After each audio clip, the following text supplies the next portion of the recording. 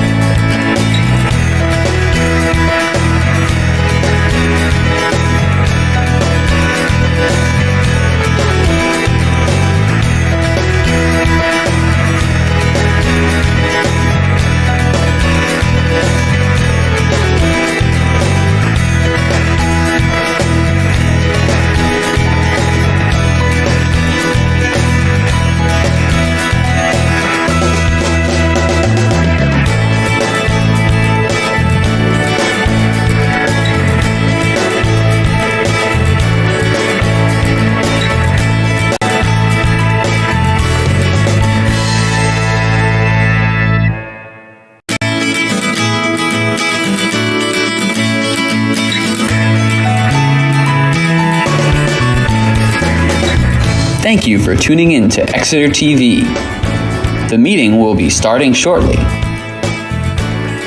While we wait, let's learn more about Exeter TV.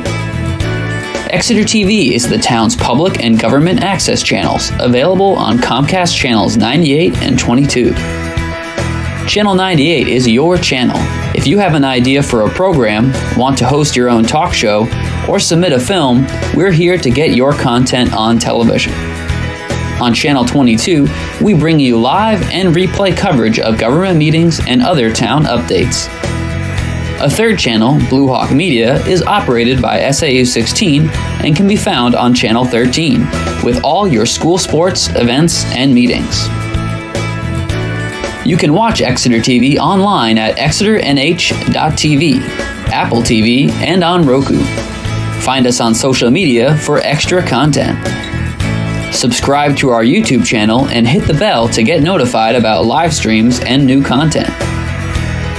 Tune in to our platforms every other Friday to watch the Exeter Biweekly Report, with recaps of recent events, updates from town departments, and messages from nonprofits in your area. If you head to our website, exeternh.tv, we invite you to sign up to our newsletter to receive monthly updates about new content, upcoming meetings, and more. We'd like to thank you for taking the time to watch Exeter TV and hope that you tune in to our other content as well.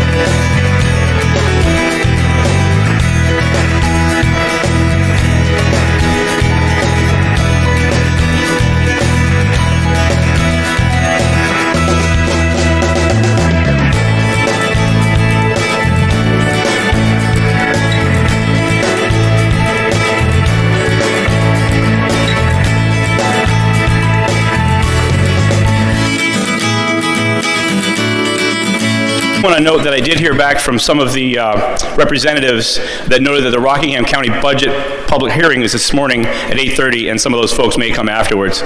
And the last, I guess, request is that we silence your phones if you have them on you. So again, good morning. My name is Darren Winham. I'm the Economic Development Director for Exeter, and I'll be your MC today. And literally the next thing it says on my thing, it says insert joke. And Russ and I tried yesterday, and bupkis. So the housing in Broglio is real, especially on the seacoast. You're going to hear today from a smattering of very qualified state and municipal officials, from members of the New Hampshire Housing Finance Authority, and from private employers and developers that are well versed with this issue and can offer poignant insights as we try to navigate these uncertain waters. At the end, we'll have a panel discussion where your questions will be welcomed. One of the outcomes I personally would like to see, not just from this roundtable, but from an overall concerted effort by all of us to increase the multifamily housing stock in communities that have been resistant to it. Whether that takes zoning changes, pressure from local companies that can't find a workforce, or accepting utilities from a neighboring community, either way, to solve this crisis is going to take everybody. While it's true a rising tide lifts all boats, it's going to take, while it's true a rising tide lifts all boats, but for that to work, every community's boat needs to be in the water. With that said, it gives me great pleasure to introduce New Hampshire Business and Economic Affairs Commissioner Taylor Caswell.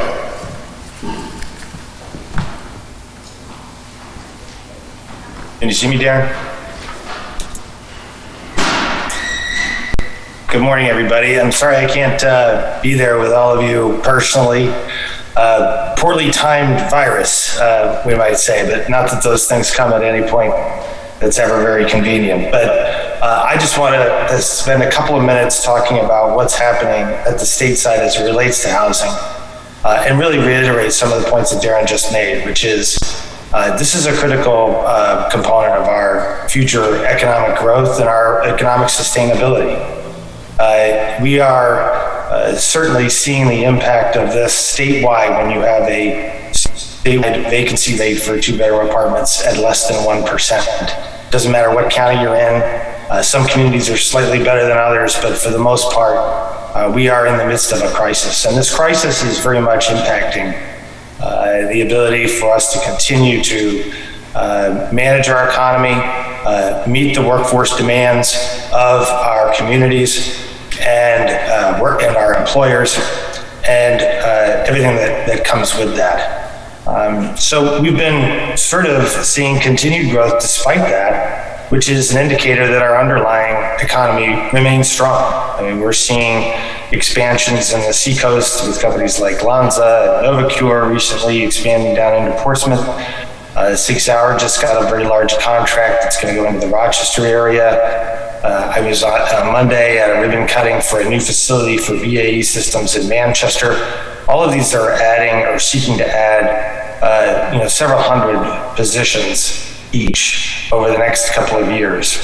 And it goes without saying that if we don't have legitimate places for a lot of this workforce to be able to move in and out of, understanding that people don't just show up, pick an apartment and stay there for 20 years, you need to have a cycle of available housing to support a workforce that, at least in this part of the country, and just as a general rule these days, is a lot more transitory than it used to be. So it is not as simple as just saying we need, however many thousand more units to be able to support the workforce of today. It's an ongoing issue that's going to continue, and again, really sort of go statewide. So on the state side, at least with my department and working with others like the New Hampshire Housing Finance Authority and the Community Development Finance Authority, and really the Business Finance Authority and several others, we're focused on a lot of areas, but primarily falling into two main buckets. One is support for municipalities that are looking to be, as I say, among the communities of the willing to address this issue, Exeter being certainly among those.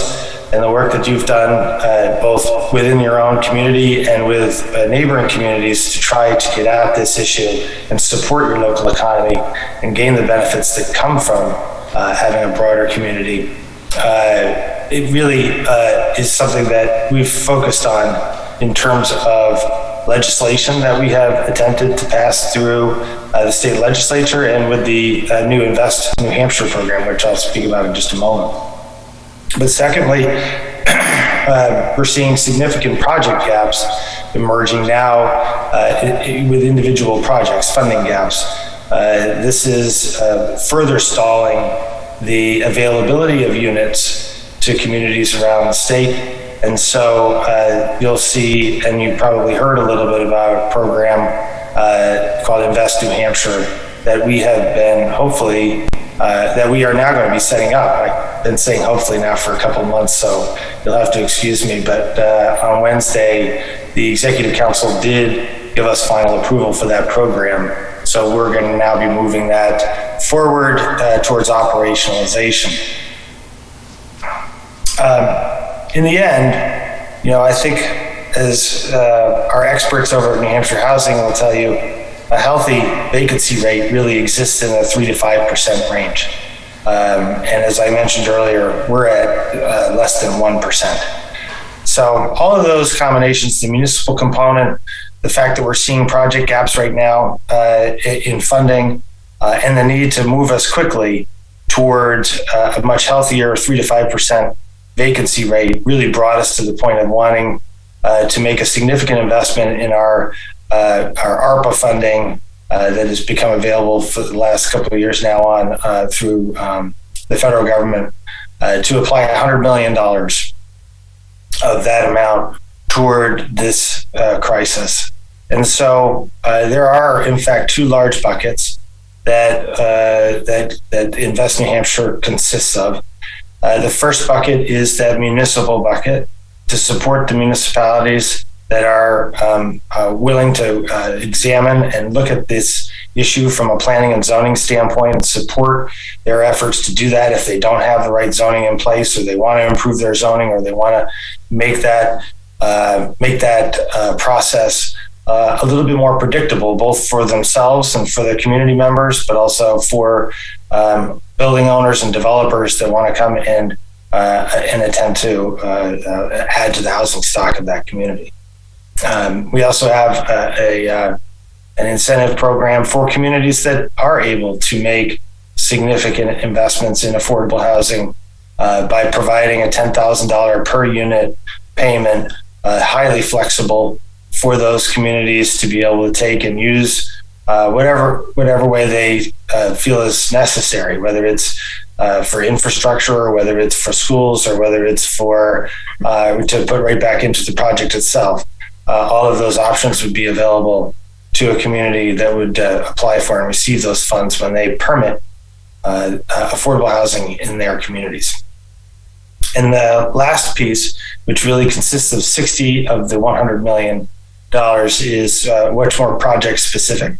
This would be for projects that meet certain affordability criteria, which in most cases is going to be rental rates that are affordable to individuals or families that are 80% of the area median income or below.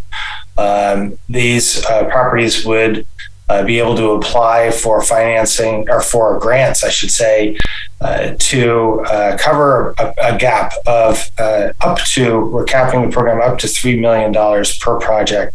But in a lot of cases, it conceivably would be less than that. To be able to move those projects over the finish line, perhaps a lot more quickly than they would otherwise, and get those units online for all the reasons that I have mentioned and that I'm sure all of you are very aware of. Of that 60 million, 10 million of that will go directly to our friends over at New Hampshire Housing Finance Authority for them to implement into the programs that they administer, which are substantial and really critical to the overall housing solutions that we're hopefully going to be pursuing here. I should note, unfortunately, though, that legislation that we've been trying to pass through the legislature for now the last 3 sessions, that grew from a task force that the governor set up now probably at least 4 or 5 years ago, that got at primary issues around zoning and predictability and the reduction of volatility for developers, and to give communities an opportunity to sit and consider where they're going to be able to have housing if in fact they want to have housing, which remains their decision in all cases. through updated zoning or otherwise. That was not able to pass the House yesterday. And unfortunately, that makes it 3 in a row that we haven't been able to see movement on that front in the legislature. We'll, continue to work on that. And we, of course, have this new Invest NH tool, which is very substantial, and move that ball forward. Hopefully, having that program available before the end of June is our goal right now. So in the end, I would just say, it's a mixed bag on where we are right now. We need to have the collaboration. We need to have people in the community that understand and are seeing on the ground the impact of the lack of housing, not just on the employer market, not just on the economy, but just on the general way of life for the state. I do not feel that proper planning for housing for multiple types of individuals is any kind of threat to our way of life in New Hampshire. New Hampshire communities will continue to remain at the forefront as making those decisions in all cases. We're just trying to facilitate what we all know, and I'm quite certain will add to our ability as a state to be competitive, but to also continue to retain all of the things that give us our competitive edge. Our incredible communities like Exeter that are just not cookie cutter. The experience that you get in a community in the North Country versus a community in southwestern New Hampshire versus a community on the seacoast is extremely unique, and that's different than almost every other state, and has given us a competitive advantage for decades and probably centuries. So I do not feel that any of this is putting any of that to threat, and in fact enhances it.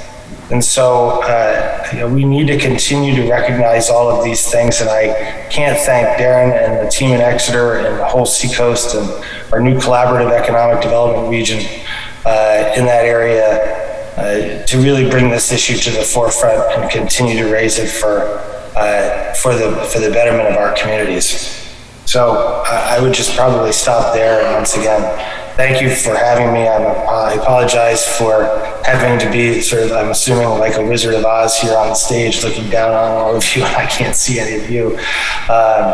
Thank you for everything you're doing, and I hope you have a good session today. Thank you, Taylor. Most appreciated, especially coming from home like that. Really appreciate it. So next we're going to have Tim Roach and Sarah Tattersuck from the Regional Housing Needs Assessment from RPC. Did I get the name right? Hi everyone, good morning. My name is Sarah Tattersuck. I'm a regional planner with the Rockingham Planning Commission, located just down the street here in Exeter. Yeah, Darren, close enough on the last name. It's so nice to see all of you guys. I appreciate you all coming out here this morning. I'm really grateful after the last 2 years when we can actually hold these in-person events, and I can see folks for the first time who I've met on Zoom and now actually get to meet you in person. It's great. So I'm just going to give a brief kind of overview of a housing project that we're working on at the Planning Commission right now. Back in the fall of 2021, we started a kind of year-long plus effort to update our regional housing needs assessment. Many of you might already be familiar with this project. You've probably already heard some initial outreach from me via email. But what is a housing needs assessment? So this is ultimately going to be a planning document that will be hopefully a tool that communities can lean on when they start the conversation or are continuing the conversation about housing in their municipalities, and regionally how we can start to address some of the challenges that we're facing and take advantage of some of the opportunities that we're going to talk about here today. The actual document will provide current regional and local data on housing trends. It will identify housing opportunities and barriers across the region, and it will begin to discuss solutions and provide resources for communities on kind of how they can take the next step. So that's sort of the document itself. It'll be a fresh update of local data, regional data, and it'll be something that communities can kind of reference specifically specifically to have updated census data and information specifically about kind of what's happening on the ground in their communities. The document will also include a toolkit, which will be sort of snuck into the appendix, but I tend to talk about it a lot because I think it will be actually one of the most useful tools within the document to kind of help our communities take that next step forward. So that toolkit will essentially be a list of resources and other sort of identified next steps for communities. So the toolkit will include things that talk about, engagement and coordination. So providing education and options for those next steps for communities that are ready to start to address the housing challenges in their community. It'll talk about best practices in regards to land use regulations. Once again, just sort of beginning to touch on those topics, not necessarily providing all of the answers, but sort of giving communities that, next step of where to look. And then same thing, talking about permitting procedures and best practices and things of that nature. So that's sort of, an additional resource that will be included in this document.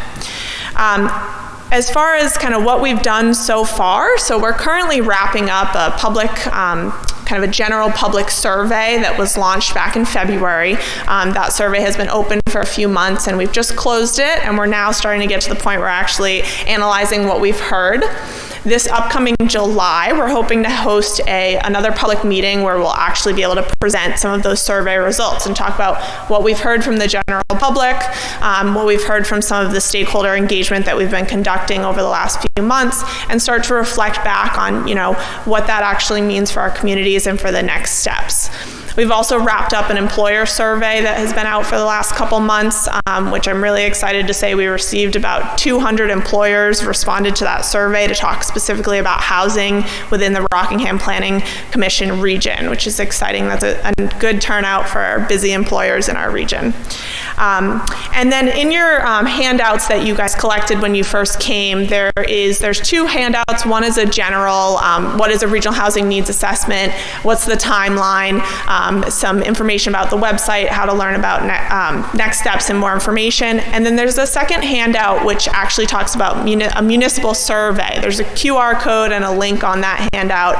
If you work in a municipality or you are a volunteer on a board or a committee, I'd love to have you take a minute to scan that QR code and fill out a questionnaire that asks specifically about housing in your community and what your experience has been and what you're hearing from your community members as well. And we're hoping to have a draft of this document published in late fall. So coming soon.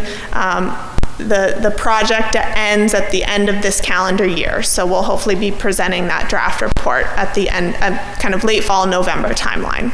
And then I'm sticking around for the rest of the event, so if anyone has any follow-up questions specifically about this project, I'm happy to answer them. And I'll hand it back over to Darren. Thank you.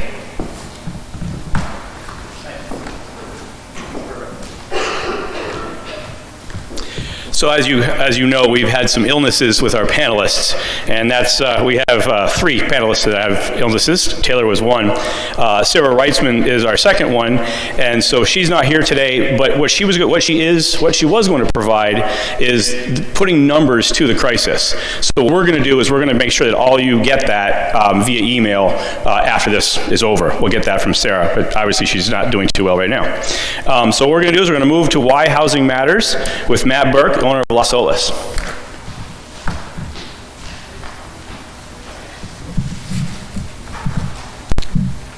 Thanks, Matt.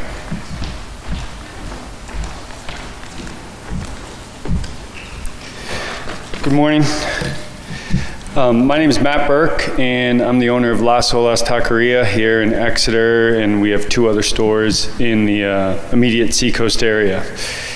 We employ over 100 full and part-time employees for a small little shop, and it's a stepping stone for a lot of employees to buy homes in the area, to live in the area, and to change their life. And we've been very successful at creating an environment that staff stay with us for a long time, work from hourly employees into managers, into middle-income Seacoast residents. It's been fantastic, and I am very proud of my staff and our businesses, and very proud of the town of Exeter, our first location I can't thank Doug and the whole town, Darren, for providing a place that has allowed us to succeed. It's been incredible. I've been involved in the employing business for 15 years, before which I was a home builder. Over the 15 years, I've seen the available supply of potential and qualified employees diminish from the highs of the 2009 recession to today's labor crunch. I like to say before the pandemic that we were always 20% below staffing levels that we really needed to be efficient at what we were doing. Today, we're probably 40% below staffing levels. We're spending over $2,000 a month just to try to get people to apply. Just with Indeed, we spend over $2,000. That gets passed to our customers, obviously, but we can't make up these expenses, and we can't continue to just push it all through, and we are doing everything we can to make our staff's lives as equitable and as good as we can, but the expenses continue to come down on the businesses, and that passes to our citizens. We all know the housing crisis in New Hampshire has been predicted for more than 20 years. Age, lack of building permits, exclusionary zoning, Airbnb, and so much more has affected what's going on in our seacoast. Communities and Consequences, a great book in the late 90s, predicted it. And we just kind of sat on our hands as communities, not all communities, but my community of Rye definitely sat on their hands, and we're aging very quickly in Rye. Many of the opportunities here are fantastic because of zoning and commercial zoning and regulation. I'm offered opportunity in Massachusetts a lot. I don't go to Massachusetts. I love New Hampshire. I love the state. I love the state employees. I like walking into the Secretary of State's office. They're fantastic for personal and for business. I challenge you to go to the Secretary of State's office in Massachusetts. It's a whole different animal than it is here in New Hampshire. We do have a competitive advantage here. It's business friendly. It's personal. There's something special about it, our way of life. Commercial property is something that's interesting to me. I see it filling up all over the seacoast. Places, they say, you should open a Las Olas over there. I'm like, no one ever had a business that was successful in this area. Why is it full right now, even though our population hasn't increased in that area? We're filling up with commercial zoning because communities are addicted to it, because in my opinion, they don't want to add to their school population in their community, but they can get really low overhead commercial property that derives a lot of tax benefits and not a lot of overhead that goes with it. I'm going to give you my favorite example of that on an anecdote level. My property here in Exeter, all things being equal, is similar to the value of my property in Rye. My taxes here in Exeter are $20,000 a year. My taxes in Rye are $6,400. I propose that the town of Exeter is subsidizing my lifestyle in Rye because they're providing the workers that provide the services that make Rye, Rye, make Northampton, Northampton. My solution is that we get towns like Exeter, Derry, Somersworth, other high tax towns to come together and realize that what they're providing for their citizens and what they are paying is actually helping the other side of New Hampshire and how they're living. And that number right there, I hope you'll keep in your head, 20,000 versus 6,000. And I propose that my house in Rye in the current real estate market's probably worth more than my building here in Exeter.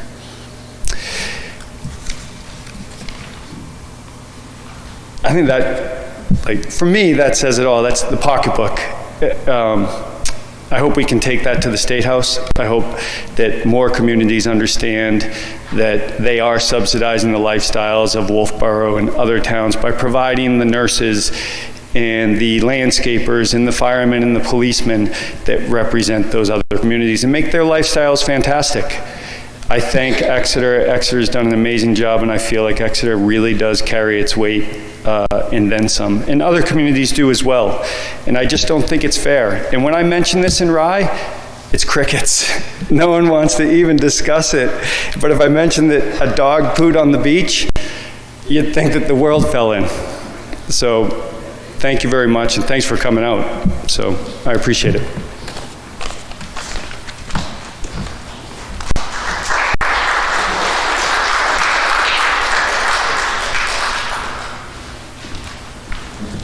That was very well said. Thank you, Matt.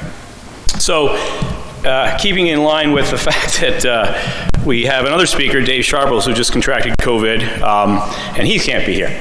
And so I'm just going to fill in, my zygotic knowledge about the mixed-use neighborhood development tool that Exeter created 2 years ago. And what it basically is, and this is, we're going to attempt a couple different things, but we did get this through with a lot of support, and the mixed-use neighborhood development zoning change is so that in the C1 district and the WC district, so sort of our downtown and our train station area, we want to see mixed-use development there. And we are encouraging that by saying that if you go there and you want to do a mixed use, in other words, you have some, we're not going to require a ton of commercial, but just at least some commercial component, you get a lot of bonuses and a lot of incentives in terms of density, in terms of parking, in terms of setbacks. And I'm just going to read a couple of them out of this really quickly and then tell you one more thing, and then let Mr. Parker come up. So, as an example, the minimum number of parking spaces per unit is 1 parking space per unit, regardless of how many bedrooms. That's a tremendous change, because normally right now we would require you to have a parking space for every bedroom. Likewise, density and height as well, where we're normally 35 feet, we've changed it to 50 feet. We'd like to see 70, but that got put down. But that's sort of what we did. What we did was change the zoning in an area where we want to see more density and more affordable housing. To get those incentives, you have to make 10% of the units at 80% AMI, area median income for ownership, like condos, or 60% for rent. So if you have 100 units, 10 of them are going to have to be at 60% if you're renting. So that's the MUN. The other thing we're talking about doing, which I think is very interesting, and it's Dave Sharple's idea, part of, we all know the workforce housing opportunity zones, or the housing opportunity zones the state passed, right? That could be something the town could consider, right? Dave said his idea was, instead of doing that and doing all the administration, what about de facto workforce housing in an area where we don't allow certain types of housing now? And he's, as an example, proposing perhaps off Portsmouth Avenue, we could have some multifamily housing that only allowed, say, 600 or 700 square feet per unit. And that would de facto be workforce housing. So that's an idea we're going to explore as well. So with that, I'm going to bring up the person and the community that has done the most for workforce housing, or affordable housing, or mid-market housing, however you want to call it, and that is Chris Parker from Dover. Dover's the model we are all trying to achieve.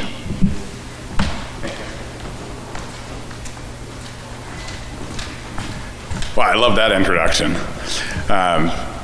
My name is Chris Parker, and I am the Deputy City Manager in Dover, and I have had the pleasure of being with the city for about 25 years. And in that time, I have seen us really embrace the idea of what I like to call attainable housing. And I want to walk you through how we got there, or what we view in that, and then I'll talk to you about what we've done over the past couple of years. And then I'll talk to you about where I think we could be going. So I think part of what we've done in Dover is recognize that housing is a personal thing.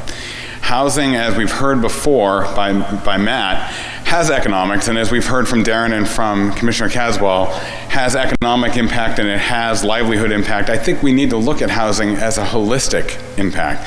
There are a lot of different facets. So one of the things we try to push and remind people is that housing is personal. And we run ourselves through the mix. I like to say, I grew up in Dover. I was lucky enough to go away to college, and I came back, and I was then lucky enough to live in my parents' basement for a year or so, and then I needed to get out. And I got out, and I moved across the street, so I didn't get that far. But I was able to go to an apartment. I was able to go from a single-family home to an apartment, because Dover has a mixture of uses. Dover, even in our news, allowed different residential types to be in the same area. So then I wisened up and realized I did not get far enough away. And my roommate and I moved, and then ultimately my wife became my roommate, and Now, I've never not lived alone, which I think is my own problem, but not yours. One of the things that we've strived to do in Dover is recognize that in all stages of your life, you need housing. So whether it's growing up in your parents' house, whether it's becoming a young professional and getting out of your parents' house, whether it's having a family, whether it is downsizing and realizing you don't need to have that child live with you, which I tell you, I'm ready for my 23-year-old to not be in my basement too. Children are great, but they're not good roommates, if you don't know this. But I don't want him to not be able to live in the community too. I don't want him to be somewhere else. I want him to be able to live there too. And that's one of the messages that we hear a lot is we want our kids out of the house, but where are they going to live? And so you have communities that say we want one acre zoning or we want single family only zoning. Well, you need to think about how that impacts your family, whether it's older, younger, or yourself. And one of the things that we've moved on from that is to recognizing what impacts the cost of housing. And there's 5 L's that I like to say impact the cost of housing. The first is land. When you look at land costs, and I can speak for Dover, I don't profess to be able to speak much beyond, but for Dover, a building lot is about $125,000. And that could be an 8,000 square foot lot or a 40,000 square foot lot.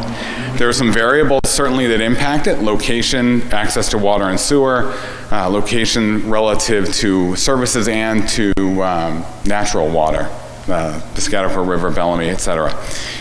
So your starting point, $125,000 for a raw piece of land. Then you got to build on it, right? So that triggers the next 2 L's. Lumber, which is wood, but it is also the materials besides that. Gypsum for your drywall, your roofing, etc. That's the second L.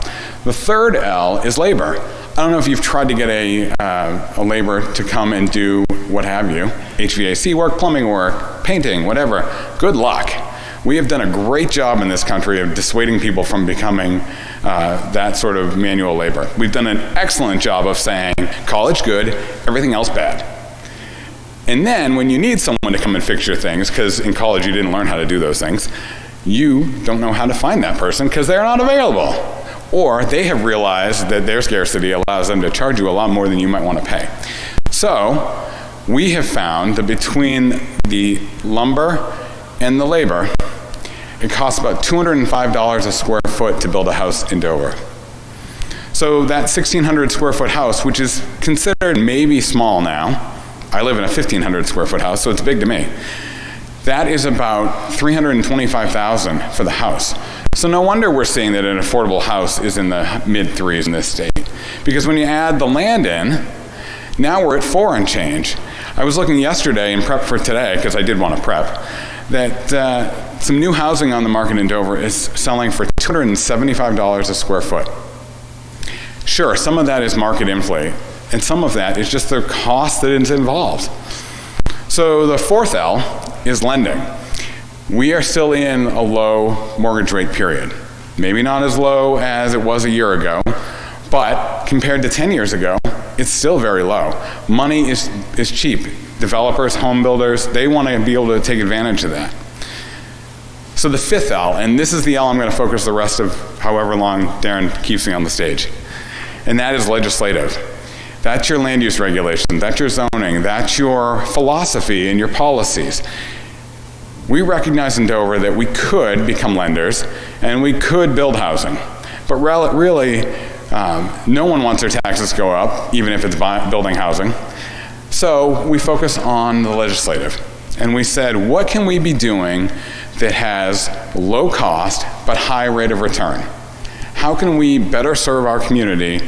And it's through legislative. Sure, we have to hold public hearings, and sure, it costs money to send out public notices, but it's a minuscule cost to the rate of return we can get in having a more diverse community, more housing opportunity, and more attainable housing. And I use the term attainable because I think we're all in the workforce, whether you're retired from it or just getting into it or wholesale in it. We're all in the workforce. So workforce housing has a role, but really we should be talking about attainable housing. We should all be able to attain a level of housing that's right for us, where we are in life. And that comes back to the affordability, and we can all afford different things, but we should all be able to attain and afford at our level. And in order to do that, you need to have a diversity of housing. So we in Dover have a diverse outlook on housing, I think. We allow, in various parts of the community, manufactured housing. You can live in a 600 square foot loft downtown. You can live on a quarter acre, half acre, third of an acre, however large lot throughout the community. Me personally, I live just outside of downtown. I live on a quarter acre lot. I can walk in for about 8 minutes to get downtown, but I have deer, fox, etc. running in my backyard, which my dog likes to tell me about every night. We have diversity. We want that diversity in Dover. So how do we do it? Well, first, we made a couple critical decisions. About 10, 15 years ago, we decided that if we're downtown, which is where all of our infrastructure is, we want to say there's no density. If you can build it and fit it, go for it. Now, it's not to say that we turn a blind eye. There's certainly site plan regulations you have to follow. There is parking, there are things of that nature, but we went so far as to say parking is not going to drive things in Dover. So we have parking maximums. We were the first community in the state to go to parking maximums. I'm not sure if we still are the only one, but we basically say in the central business district, 1.5 parking spaces is the max you can have for a unit. Most other residential areas, it's about 2. The planning director, Donna Benton, who's with me today, she has the ability to say in a negotiation with the developer what is the right number, because the 1.5 might not be the right number. It might be closer to 1.25, which is what we're actually seeing in the central business district. But then on the outskirts of town, it might make more sense to have more, so she can say, yes, 2 is the right number there, but there's some flexibility. We want to make sure that, as I said earlier, we look holistically. So there's an environmental benefit to not having excess pavement everywhere. We want to remember, as Matt reminded us earlier, land costs money, it costs opportunity as well. So when you have an inefficient use of land, parking, you're taking away from tax revenue. There's a great study that New Hampshire Housing did a few years ago looking at the value and the impact that mixed use and high density housing has to your tax valuation. That the more urban you are, the less you are subsidizing the value of that land. The more suburban, the more 1 acre lots you have, the more you are subsidizing that at a taxpayer level because of the inefficiency of the land use. We recognize that, and we've said we want to have more high density housing throughout the community. We want to have more opportunity. So we have a variety of densities throughout the community, and we introduced a program a few years ago. I say a few years ago, I've been there long enough that a few years ago, when I look back, is actually 20 years ago. We introduced a transfer development rights ordinance in about 2002. No one liked it, and no one used it because it was a little bit cumbersome because it was written by planners, and so sometimes it can only be understood by planners. And it sort of sat there, and in 2018 we revised it. We recognized that it needed some new life. And what we did was we said, you want more density than is allowed by the base zone? Great, we want to embrace that. But there's some trigger points. You're going to buy it, you're going to buy the density, and the price we said at the time was $13,402, and there's a long methodology as to why that number came up, but suffice it to say, $13,402 was your number.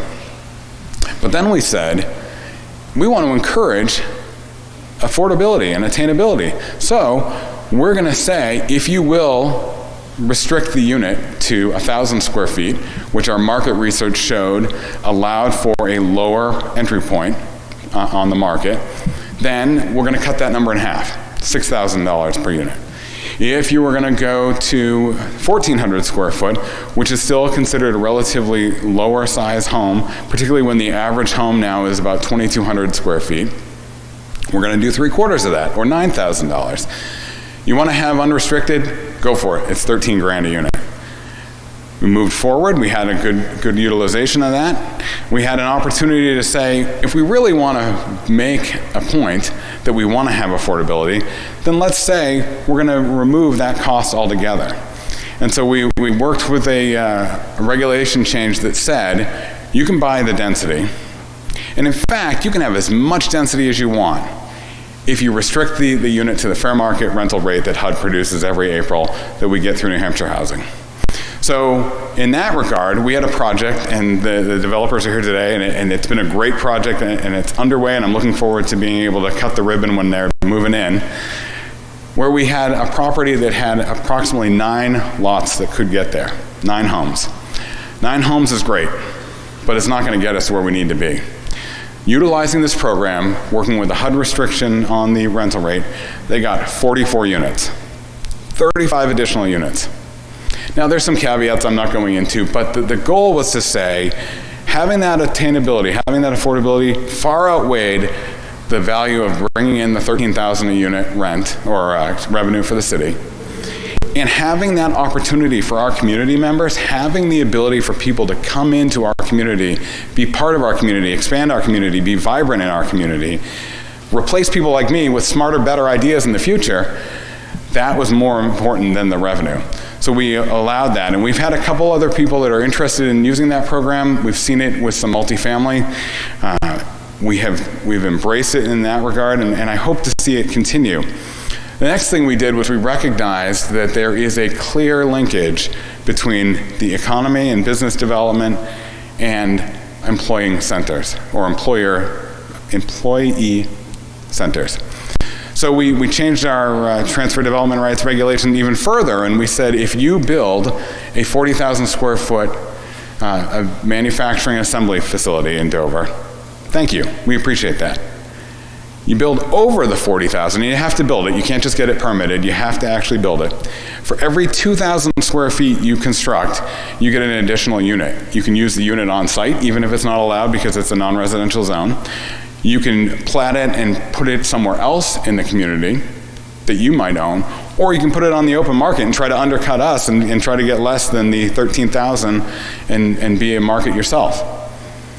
So far we've had 2 projects that have taken advantage of that, and we've got another one that is looking to do that. The developers see it because they like the understanding that from a return on investment, residential has a higher and faster rate of return than non-residential construction has.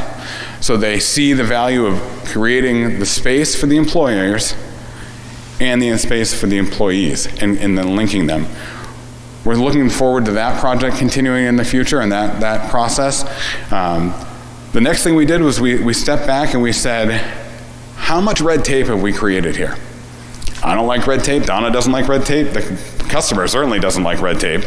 The builders don't like red tape. I'm a big fan of saying, I don't want developers in my office. I want them in the ground, and I don't mean dead. I mean out there building their project. The more meetings they have to go to, whether with staff or with the planning board, zoning board, etc., the longer the project takes, the more it costs. Lawyers are the only one, no offense, that like meetings because they're billing on it. So we have said, how do we get down to 1 meeting? How do we be clear and concise and upfront with you so you know going in? I am always somewhat flippant like today, but I will tell you, and anyone that's worked with us will tell you, I'll be blunt. If it's going to go forward, we'll tell you how you get it going forward. If it's not going to go forward, we're also going to tell you why and how you can make changes, and we'll work with you because we want to be the problem solvers with you. We want to have you do your project in the community, but everyone needs to be realistic about that. So what we've done is we've looked at ways to streamline the process, remove obstacles to getting you in the ground, again, not dead. And we've looked at ways to be clear and concise, to get you into the project. How can I get you into this car today? That sort of idea. So we've looked at other ways, and I don't want to poo-poo. I said we focused on legislative, and we have done some finance things. We have looked at the Community Revitalization Program. Eric Chimberg, who's going to speak later on the panel, we did a great project with him recently where we revised the initial concept of the Community Revitalization Tax Credit Program, which says if you have X base is your value and you renovate a blighted or underutilized property, the statute says you have to give it a 15% increase in value, and you can have up to X amount of years in having the value, the assessed value, stay at a certain level as you build equity in the project and get that stability you need. We calibrated that for our community, and we said it needs to have a 220%. But then Eric came to us and said, but I'd like to go longer than the 5 years, which is what our council said was the only thing they would really go for with 5 years. So working with Eric, and I love working with developers that want to work with us, as opposed to come in and say, you should be happy I'm here. So we worked with them and we said, if we set aside additional years, are you willing to set aside a percentage of the units that you create as attainable? And it made sense. It was a win-win. So now, for every year you want to go above 5, you have to set 10% of the units created as the attainable. And there's a model for it, and there's a process we've created. And it's essentially the city, the community, putting its money where its mouth is and saying, we're going to invest in you because we know that the value of the attainable housing is there.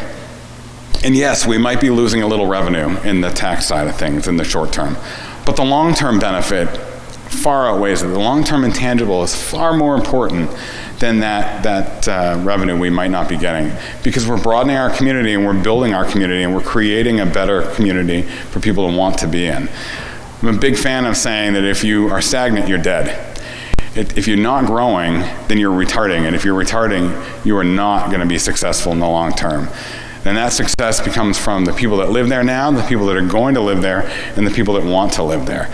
I urge every community, talk to the folks that live in your community. Ask them why they're still there, and then ask the people that are moving in, why did you come here? Those are the two people you want to focus on and continue to evolve your community's regulations for. Last thing I'll say, and it's the only non-legislative thing I'd say it's more of a policy thing. If you don't have water and sewer in your community, all this talk about density doesn't matter. You need to recognize that in order to have these elements, you really need to consider water and sewer availability, because there's only so much you're going to do based on soils and based on well. And it's a reality. It's not the greatest reality in this state, but I think it is a reality we need to keep in mind, that if we're going to be investing in infrastructure, that's the place to invest it, to help make land more available. I said I prepped, but I really didn't, so I'm just going to end now. Avoid all of the quiet awkwardness as Darren comes to relieve me. Thank you. The changes that you guys made, which are fantastic, by the way, is that all in-house, or do you hire consultants? And we hire consultants for our MUND. I'm wondering, are you guys just evolving and doing it yourself? So Darren's question is, did we hire someone or did we do it? A little of both. When we did the form-based code that we adopted in 2010, we did bring in an outside consultant. I am not a good plan reviewer. It's just not my forte. I like the vision, I like the idea, and I like making a game out of plan review and trying to find where other people miss things. But I am more apt to say rules are meant to be rewritten. So we were hands-on.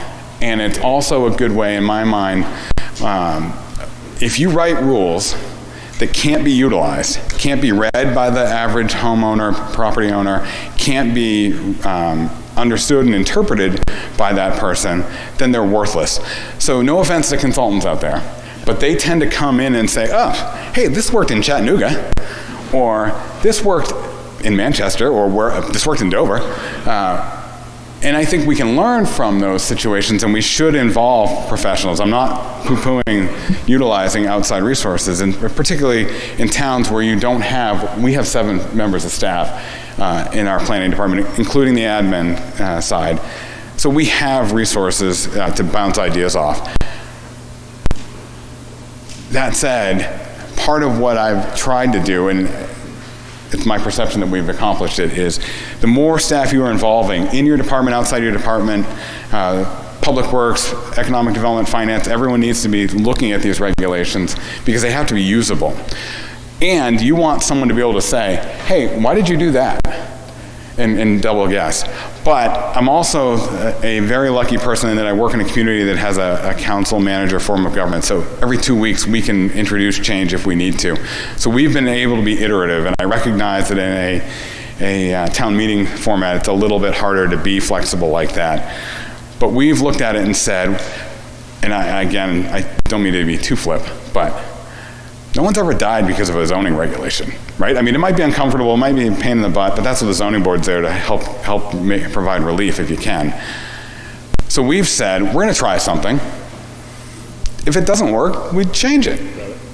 You know, if you don't try, you have no chance. It's piece of, you know, I always say, if I didn't ask my wife to marry me, I wouldn't be here married, right? So if you don't take a chance, you don't write your regulations, how can you make them better? How can you evolve?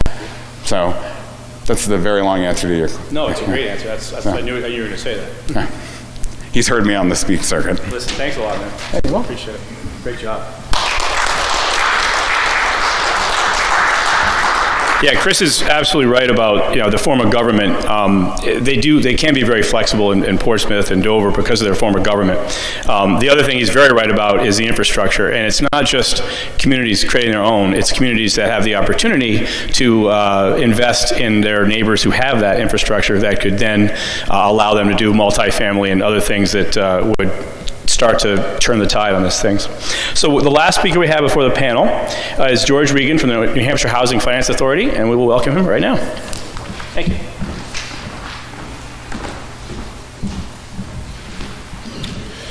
Good morning, everyone. So my task is to talk about what you can do, and I think really, Chris has left some great segue when he talked about, you know, who are the people in your community, who are the people you want to have in there, and also this conversation about infrastructure as well. And so one of the first things I want to say is, you know, what are the things, and sort of lift up the things that have been done. I see Jay over there who's videotaping this, and I think of all the great work that's increased conversation around housing for the people of New Hampshire through Music Consequences 2 and 1 and the book. That's brought people in conversation, I think. I think of the work that, you know, we were talking about what's been done in Exeter, in Dover, and I'm reminded of Rochester, all of which received municipal technical assistance grants, which I'll talk about in a second. And I think, and I'll channel Sarah Reitzman, who's not here, who now works with us at New Hampshire Housing. We're really pleased. She used to be executive director of the coalition of Workforce Housing Coalition of the Greater Seacoast. Now we have Nick Taylor back there, who's doing a great job in the work of coalitions to keep that conversation going in communities and provide resources and information, because this is something where we need the community to recognize the problem and then figure out what they want to do about it. So first, I'm just trying to lift up the work of communities already that are doing that, the work of regional planning commissions that help guide that work as well. We couldn't do that work without them. But when it comes down to what you can do, I think, again, to go back to what Chris said, I think the thing that I've found in my 12 or 13 years trying to work as a community engagement person around housing is, yes, number one, let's sort of change the dialogue, whether it's attainable housing, workforce, or affordable. When you start a conversation with those kinds of words, you tend to end up starting to lose an audience. And one of the things that when Sarah came on board that we sort of put our heads together and said we need to kind of come up with a tactical guide for communities to if they don't have a resource readily available, what's something I can look at that provides some information about how we talk about housing. And I don't think we should be talking about it about elderly housing and workforce. In my neighborhood on Tennyson Avenue in Dover, I had a neighbor across the street who was in his 80s. He didn't want to, with his wife, live in a 55-plus community. It's great if people want to do that, but we legislate away choice. And I think some of that happens because we don't have a deep enough conversation about people's work and live patterns and what they want. It's not that when you get 55, which now I'm 3 years into, that I want to live in that environment. But what is, I think, really important is when we talk about housing, to have that community conversation, and a really robust one. And so I've seen that happen here in Exeter. I know that Dover does a great job of reaching out to community members to be involved in the conversation. And I want to say, when it comes to what you can do, I would say start having conversations, if you're not already, in your community about people's thoughts and feelings and trajectory on housing. Where do I want to go next? You know, part of the housing challenge in our state and in other states is where older people want to downsize to. Do you know that we've limited that? Because And a lot of times our conversation was, we don't want this. And now we've got people who spent their lives in a community, they do not want to be in their large house, and we've legislated out some place for them to go, whether it's rental or condominiums or whatever kind of multifamily or whatever else. And that's because we have to have the conversation of where we're living with what our community is, what are our natural assets, our economic assets, and those conversations have to happen, I think, in balance and with respect and over a period of time. So I'm going to say what we can help you do if you're talking about this in your community is, what are some resources? New Hampshire Housing on our website has a great list of resources that not just are ours, but publications that might provide education about the conversation in your community. It's a few years old, but we've done a couple of studies on of housing development and the number of kids in schools, because that is a hot topic. And so you can look at, it's now a few years old, but we know our demographics aren't necessarily that we're producing a lot more children, that we're sort of aging and producing less. But that report can be helpful because the thinking out there is for every home that's built, there's 2 or more children in it, and it's not true. And so that misinformation can thwart a real good conversation. We do every year. We purchase. We publish. A rent survey that talks about the rents, and a lot of people talk about the vacancy of those around the state and use our figures. So data that Sarah was going to provide is helpful in just understanding what's going on. We're in an environment where the inventory of for sale housing isn't measured in months, it's measured in days and weeks. And that is really a travesty because it puts at competition folks that want to downsize and the young people that we say we want. And I say, let's also take a look back at our master plan that says of all those things, right? If we look at our master plans, most of them say, we want to be a welcoming community for young families. And yet, when you try to connect that dot, it doesn't really exist. That opportunity doesn't exist. And sometimes it doesn't because we just don't want it to. But the others, and I love what, Chris's 5 L's, we use that all the time. When you look at the economics of development, your zoning isn't allowing that to happen. So you need maybe some technical resources to help you in that conversation. And this is where I'll mention the Municipal Technical Assistance Grant Program. It's money that we fund through Plan New Hampshire and work with UNH Cooperative Extension, that if your community is interested, and I think someone said, I think maybe Taylor said, the coalition of communities, I forget, that are interested in this, because you've got to want to talk about housing. And I think as well discovered, people aren't chomping at the bit to talk about housing and affordability and housing variety. And so what are resources that can help that conversation happen? And the Municipal Technical Assistance Grant Program has been the one that brings with it robust community engagement. And as I said in the beginning, I think that's been lacking. I think we move to solutions. We move sometimes often to what are the barriers, and I disagree with what you're doing or what you want, but in the end, we all have things in common. We've got parents, we've got kids, we may be concerned about them, and how do you bring that conversation to life? Now, Taylor talked about Invest New Hampshire program, which is the $100 million program, and he talked about the 60-30 and the 10. $5 million of that is being used to kind of, as I say, MTAG on steroids. I can't come up with any more technical term, but try to put more money into that program. And what I've said is that we could put all the money in the program we want, but we've got to find the communities that want to engage in that conversation. So I say to you, if you're in a community that's having a conversation, you should reach out to us, or reach out to a coalition if there is one around, and let's start a conversation about how we can use some funding to bring in people that can help facilitate really important dialogue in your community where people are heard, people are reached out to and included in the conversation, and build with that and respect the values of our communities, which includes housing, conservation, community development, economic development, all the other assets, arts, the rest, and kind of move forward in a way that we can tackle housing in a way that's integrated and linked, and then move to those zoning changes that really help get the things that we say that we want. So there's a lot in there, but feel free to, again, reach out to us. We're devising a way to use that $5 million Invest in New Hampshire program now, so it's still in the works, but it includes robust community engagement, and I think since there may be more money attached to it, thinking of what are creative ways for people to get people together in their communities. Because that's such an important part. So I'll leave you with that. That's some things to think about what you can do, that it's really about talking about it. And if you want to say workforce housing, it's not what is workforce housing, but who, because it's about people. Thank you.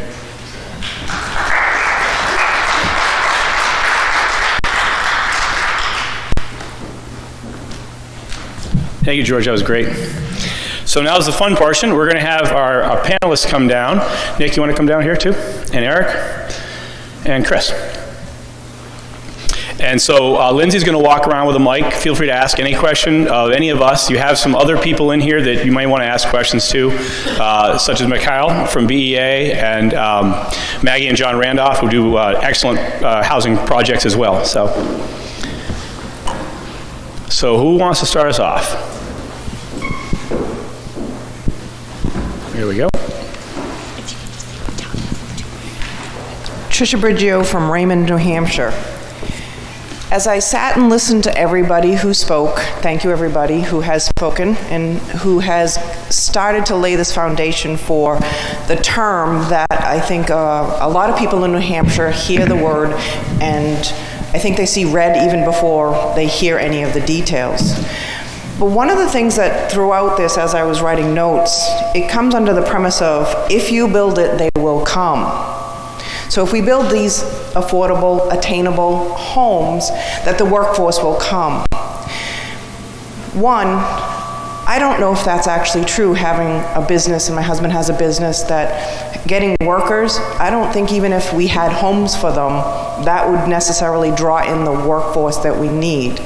But the second part of, if we build it, they will come, seems to relegate the other aspects of building it, they will come. And the gentleman who just spoke, which I'm glad he added the word art, because you're going to build, they will come.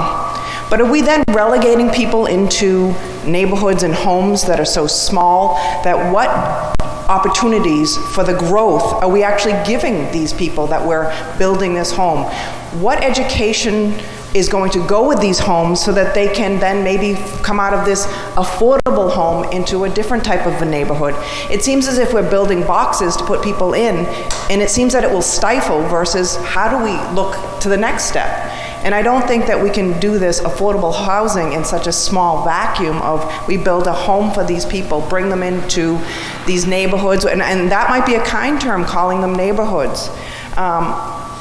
The developers who will be profiting from building all these homes, great, but I don't seem to hear the other side of these people that we want to bring into our communities. What are they getting from building their affordable homes? What jobs are we going to be giving them that they can grow from? Which one you want to start? I mean, I can start, and obviously would love to hear everybody else. So I'm Nick Taylor. I'm the Executive Director of the Workforce Housing Coalition of the Greater Seacoast. Happy to sponsor this event with a lot of folks. Thank you for coming. To the workforce piece, I mean, we are still about 20,000 workers shy of where we were pre-COVID. And so some of that is people have moved to other states, some of it is people took early retirement. We still need workers, right? And I know to your point, you talked about your business background and your husband's business background. I think a lot of businesses out there are desperately looking for workers. And I mean, you go to restaurants and you see half the tables that are empty. It's not because of a COVID restriction anymore. It's because they can't find the kitchen staff and they can't find the wait staff to service the whole restaurant and have the capacity for a full meal, right? And so I do think that if we had more workers here, they would be able to find jobs. I mean, you're driving down and you're seeing we're hiring signs left and right. And as companies are raising their hourly rate, it's still not really bringing people in because they don't have a place to live.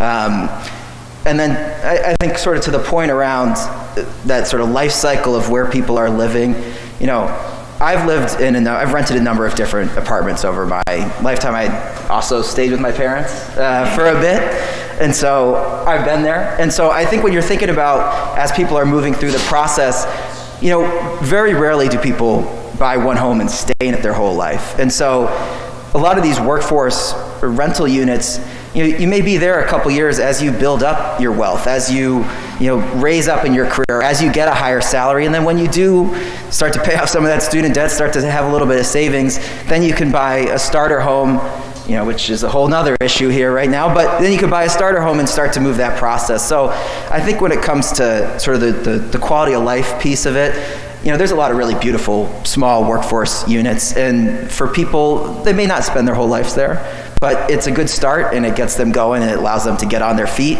and be here. I mean, we talked a little bit about the demographic challenges too, is that we have an immense brain drain of people that come to UNH or graduate from high school here and then leave and go work somewhere else. And if we were able to keep some of those students here, whether it's high school students who went to UNH and then stayed, or any of our great universities or community colleges or technical schools, if people could stay here, then they're going to build their families here. They're going to be that next generation of job creators. They're going to start their own small businesses, be the teachers, be the firefighters. But we got to keep them, right? And if they get out because they can't find a place to live, then we'll never be able to address that. So I'll add a couple things to what Nick started on. The first is, I think, as I said earlier, we need diversity of housing. And one of the things that I look at is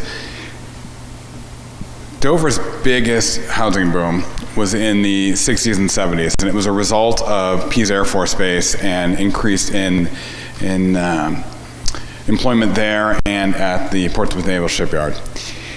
And what's interesting to me is a lot of the homes built at that time were what we now would consider starter homes that we would never see built today. Right? They're like 9 to 1,200 square foot ranches, and they had a spot where you could add the carport, which eventually would become the second bedroom or the guest space or whatever. And all of a sudden, in the 80s, we started seeing these much larger units. As we talked about, and as Nick just mentioned, there's a real demographic shift in this state. And one of the things that I'm a systems person. I love learning about why things operate, how things operate, and how they can be deconstructed. And one of the things that I think is important is that if you listen to the empty nesters, and you listen to the Gen Y, or excuse me, the millennials, the Gen Y, and the Gen Z, you'll find that a lot of what they want is the same. People that are downsizing, they're tired of fixing the roof. They're tired of fixing the boiler. They're tired of mowing the lawn. They're tired of painting the house. Well, guess what? The millennials and the Zoomers don't know how to do any of those things to begin with. And the reality is, what they want to do is experience life, not be slaves to life. So whether you're in either of those pots, you're probably looking for a lot of the same thing, which tends to be a smaller unit, tends to be a place where you can experience things as opposed to store things, which I suppose is why there's a rise of self-storage spaces all over the world. But let's not go there. What we're finding, what we're hearing, at least in Dover, is that people are looking for different things than what the market has built. George mentioned the children issue. We import our kids in this state. I know kids are a four-letter word when it comes to schools, etc. But I personalize things, right? So my wife and I, we had one kid, so we're a net loss on the population to this state. We're not the only ones. Household size is smaller. The cost of that household size is different. We're in a very different place than we have been. Not to even mention the Great Recession and its impacts, which I think is still being felt. Clearly, we're about 30,000 units short, housing-wise, because of the amount of building that has not occurred since 2009. But when you have now the Great Resignation, and you have people, it's funny, I was talking to a hardware store owner, and they were saying that that used to be the place where retirees would go, especially men, would go and they'd tootle and they'd be, they'd know the tools and the what. Well, they retired. And so now younger folks who can look up on the app and see what bay the thing is just as easily as I can when I go to Home Depot and say, I'm looking for this. Those people who used to be the dishwashers and the servers, they're now going to these other jobs that had been occupied by an older generation. If you look at the demographic shift and you look at how you had boomers at such a high rate of population, then you had Gen X. I'm even tempted not even to go on the table here. We're like, my generation, we're like way down there. Our parents did not have us, but we're having other kids. So the millennial and the Gen Z are at or above the boomer population. So you're seeing these shifts that we're not used to. The other demographic change we're seeing, and it's not just in our area, but it is a much more regional, if not East Coast and larger, demographic shift, is 100 years ago, you didn't own a home unless you were a farmer or you were in a more self-sustained role. You rented. We're going back to that. You're seeing a lot more people go back to that. And again, you talk to both millennials and baby boomers / empty nesters. They don't necessarily want to own a home because they want the flexibility to move around, particularly as we see the portability of jobs and the need to not be locked into, my job's in Exeter, I have to be in Exeter. When you have people who live in Dover, I know people that live in downtown Dover that work in California. They don't have to be in California because they can work on their laptop or however, and they're working, they're commuting from home, as it were. So as we see more of that, we're going to see a drastic change where people want 6 to 9 month leases as opposed to 12-month leases. And if you want a 12-month lease, you might as well buy, right? So there's those shifts. And I think that we're grappling all of this that we don't understand. One way we're going to understand it is by experiencing it, learning from it, talking to people. The conversation piece, George, that is a great takeaway.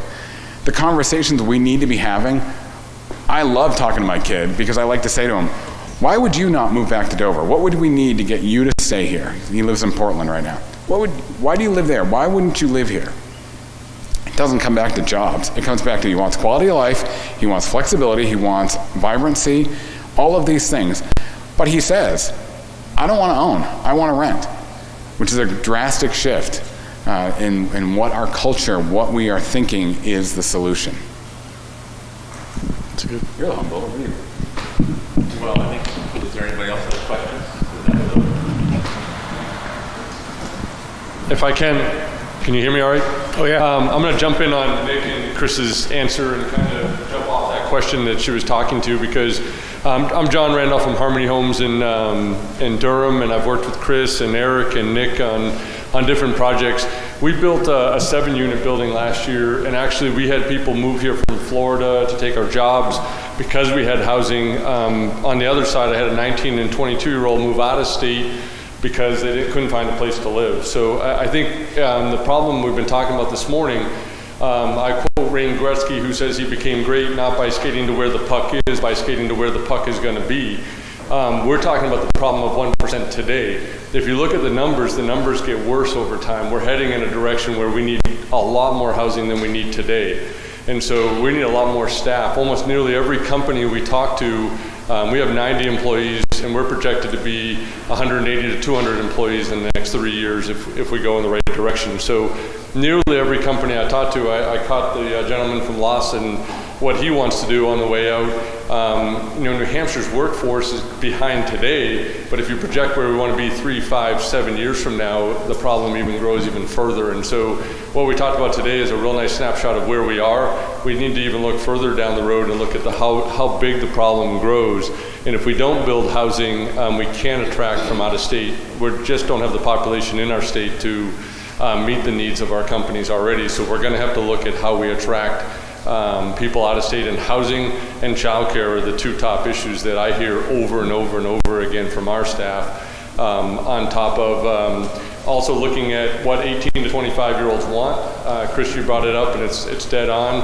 When we talk to 18 to 25-year-olds, their dream isn't 2 acres on 3,000 square feet anymore. It's not the same as what we're looking at. They want something that's affordable so they can pay for housing, but also pay their enormous education bills that they've built up over the last couple of years. And 400 or 500 square feet is very amenable to many of those individuals. So I certainly want to applaud Chris from Dover, because you guys have been amazing to open up your community to that and everything. And I certainly would like to invite other communities to continue to open up their mindset so that we can look at where we want to be 3 to 5 years from now. Sorry if that wasn't a question. I just wanted to kind of add that. So thank you. Thank you, John. The checks are clear later. My checks are clear. If I could just, I'm Eric Chinberg, and we're builders, developers. Just add a few things. I think that it's right that we have to look farther down the road, but there's things that we can do now, and I think many of those were discussed. But as far as what you can do to build on George's comments, one of the biggest things we still have, especially in towns like Rye, or towns that really don't want this development, is people who support projects generally don't go to the public hearings. So the people that are opposed go, and that's what the zoning boards and planning boards hear. If you're in a community that you want to get more housing, pay attention and go and speak in support of projects, because the planning board will be shocked, and they'll also have cover to approve something that is the right thing to do but seems unpopular in the room. A couple other just things that are, like Chris and Dover and Exeter have done an awesome job on the planning regulatory side, the legislative side that has to do with being flexible and getting things approved. Exeter has also done an amazing job on the next step that really impacts costs, and that is the code enforcement side. You can be in communities that are awesome to work in from a zoning and an entitlement standpoint, but very difficult from the code enforcement standpoint. And any builder around here, I don't know if anybody's from Portsmouth, but I'd say it to their face, they are notorious for driving up the cost of construction by not insignificant amounts, 20%, 25%, based on how difficult they are to work with in the code enforcement department. Time delays, more inspections than anybody would ever need, and 2 weeks between each inspection. Someone's out of the office and there's no one else to fill that inspection. We've worked in communities where there's levels of trust. The electrical inspector's not in town. Maybe the building inspector comes, or they say, you know what, take a picture. We know of that before you close it up. We know you're an electrician. We know you guys do good work. That's a germane thing that can be done right away. If you know people who are, running towns or in positions of authority where they're hearing lots of the same thing from people trying to get stuff done in the field, that there's real obstruction on the code enforcement side, that's a simple turn of the switch. There are communities now that you just don't want to work in because it's too much torture. Just a couple other things. It's easy. Regulatory costs and construction costs are going like this. Wages are going like this. So you've got this section of that curve that has to be filled with all this creativity. And we need to use all the tools in the toolbox. 79E was discussed earlier. You used the real name, the Community Revitalization Act. 79E is basically state enabling legislation allowing communities to fix the property taxes of a derelict, abandoned property, and keep it that way for 5, 7, 9, 11 years to encourage a developer to take that risk. We've done it in Dover, but we're doing it in rural communities. The Sanborn Seminary in Kingston, the community wanted to save that seminary. There's no way you can economically make it work.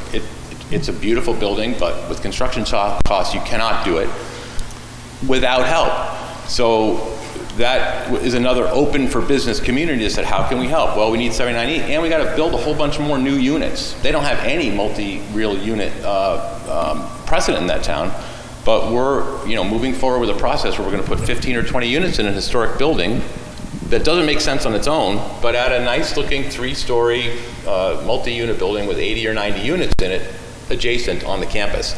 And it takes that level of creativity, and that's actually in a community without water and sewer, and we're hoping we can get soils to work on all that stuff. Just a couple of comments. So if I can, I want to ask a question to the audience. How many of you are municipal officials or board members. So one of the things that, building on the conversation aspect, if you don't have conversations with the builders, they are not the enemy, by the way. If you don't have conversations and understand the barriers to entry, whether it's the construction costs, the regulatory burdens, the soil issues, if you don't understand what they have to do, you can't have a proper conversation or figure out how to solve the problem. They need to be part of the conversation. And one of the things that I find is that if you don't, the more you understand, either the more you can convince them you're right, because you'll be able to speak their language, or the more you can meet in the middle and change things so that you can move forward. So I encourage everyone, government is not about regulation, it's about relationships. If you build relationships with the builders, if you build relationships with the advocates that you can work with, if you build relationships with the resources, whether it's BEA or New Hampshire Housing, your compatriots and other community comrades is what I was going to say, but I didn't want to slander you. I don't want them to be that close to me. If you don't reach out and have those conversations, you're stuck in your own vacuum, right?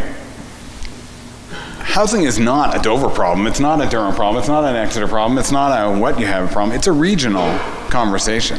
Reach out to those regional people, learn from the builders, learn from who's living in your community, and learn from people like this in other formats, but reach out. We all have phones.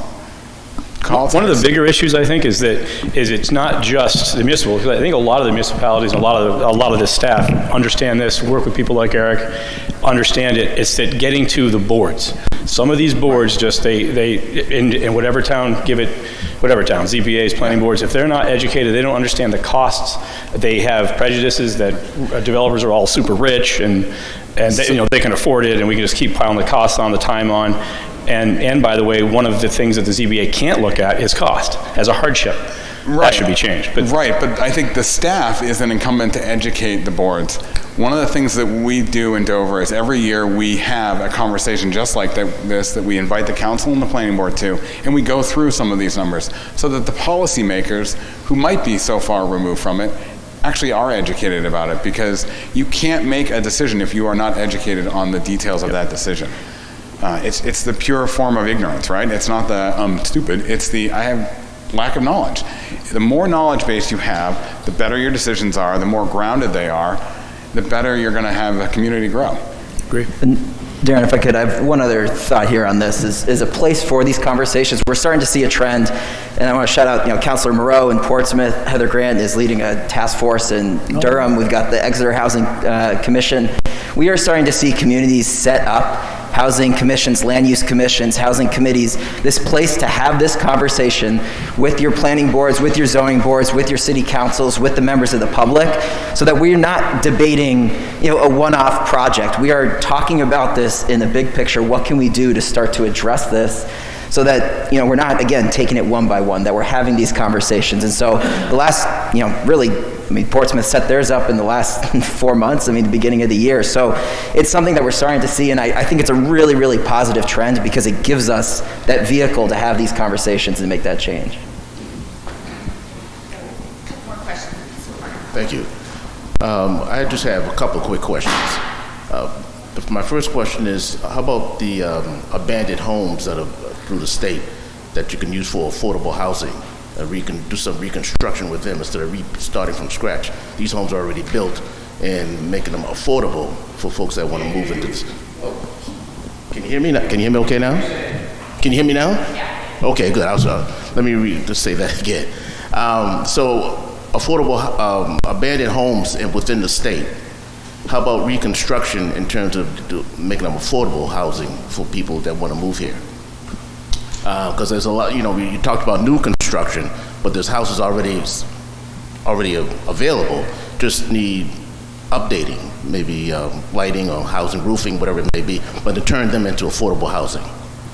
I'm happy to do a quick answer on that. It's not quite just updating piece, but... I have a second question too. Oh. I'll let you finish this. Great. So in the Invest New Hampshire Fund, which Commissioner Caswell talked about, there's going to be $5 million in there for dilapidated and empty buildings. Basically, it's not quite just like updating if it needs like a new roof or well, no, I don't. Mikhail, you may know better than I, but if it needs to be cleared out so that someone can sell it so they can develop it without that cost, there is money in that fund that will be set aside for that purpose. Okay, good.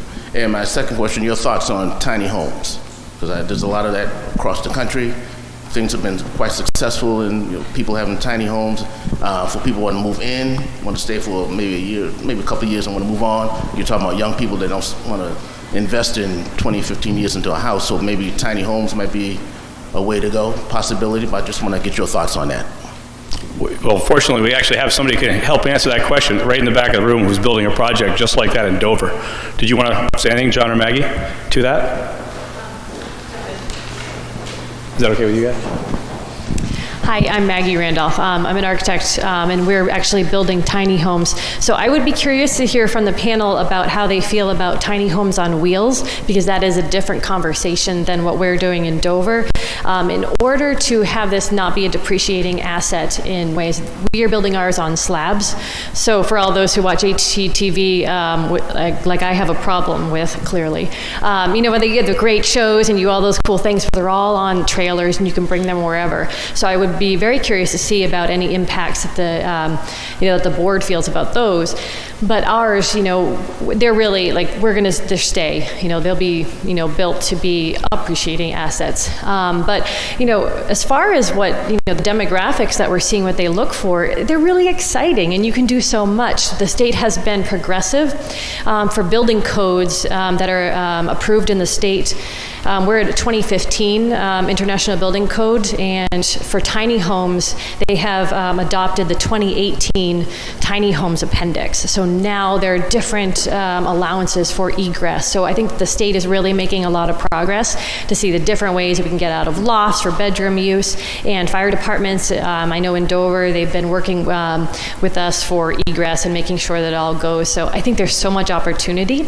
And really, we have we're feeling that we're successful with building them more densely so that people have a sense of ownership with their unit, but not having to, and they get to learn, as I was thinking about your question earlier, ma'am, about learning about how to be a homeowner and getting ready to take the next step without having a 2,400 or plus square foot home to take care of right away.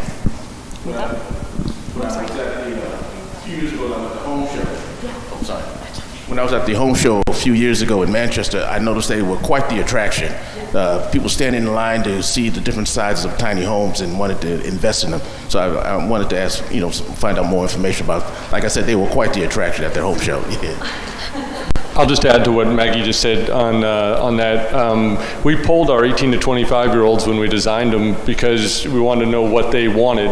Most of them, if you think about it, 18 to 25-year-olds are coming out of their parents' home where they live in a small bedroom and everything else, or they're coming out of a room at UNH where they're sharing a room of 200 square feet.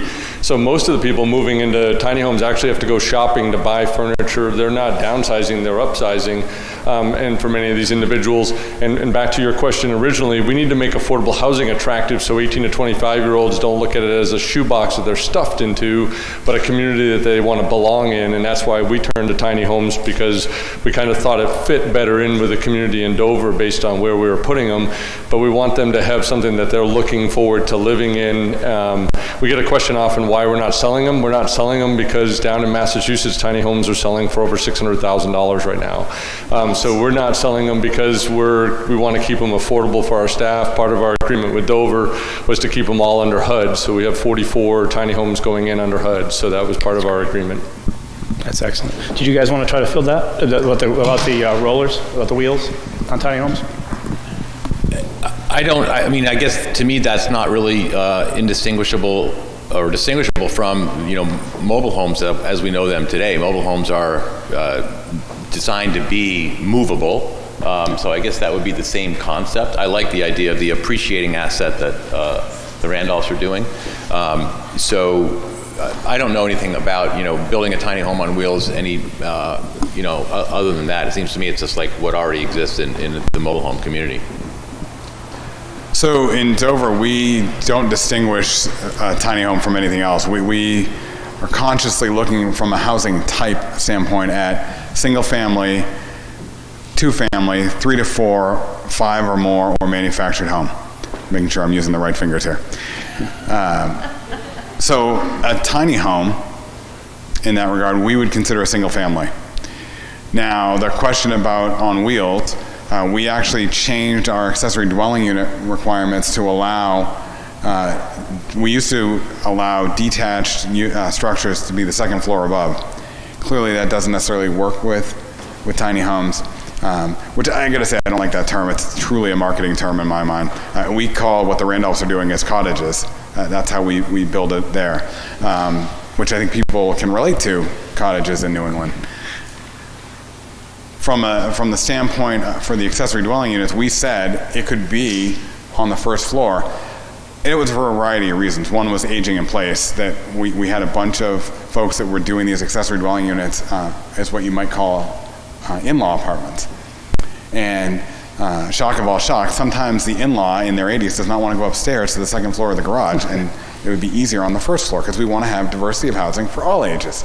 So the tiny home concept, whether it's on wheels or not, I don't think is a regulatory thing from a land use standpoint. It clearly is from a building code standpoint, and the state thankfully is recognizing that, and I appreciate that. But I think from our standpoint, from a zoning land use standpoint, a house is a house is a house. It's one of the reasons why we don't have elderly housing, is because why would we want to discriminate? Why would we want to use age discrimination to say you can only live here? And for that reason too, when we look at attainable housing, we don't say, okay, we want to have those homes over here. We want the whole community to benefit from that. George mentioned earlier that his neighbor is in his 80s. I was very lucky when we bought our house that our neighbors were a variety of ages. I had never used a chainsaw before. My neighbor was able to come over in his 80s and tell me how to use my chainsaw. Same time, I went over and helped him clean out his garage. That's what we build the communities, and so we should not be segregating to do that. Got a question? Code enforcement? Yeah. On a scale of 1 to 10, 10 being the best. I would have to say that 11. Probably like a 4.2, Doug. I would give you guys a 10. Perfect, thank you. Nice job, Dee. Hi there, can you hear me? My name's Deb Hobson, and I'm a state rep out of East Kingston. In the legislature, we absolutely know that there's a housing crisis. I appreciate being invited here today. I've learned so much, and I really identify with you, Mr. from Dover. So what I wanted to ask was, in the past, companies that have come in, whether it's Fidelity or Bell South or BAE, they actually have a hand in developing communities and housing. So I hope it's okay if I ask a couple of questions. I'm just wondering, does that happen anymore, and why not?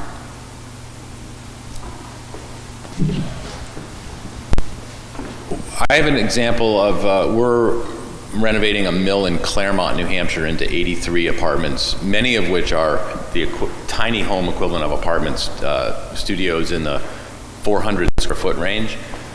Dartmouth Hitchcock, as the largest employer in the area, has a real housing crunch, and this is now, Claremont's 30 minutes, 35 from there, but they've hired a real estate consultant who's going around and looking at developments and master leasing chunks of stuff. So they're not developing it themselves, but we leased 20% of our units to Dartmouth Hitchcock that they will subsidize to their employees.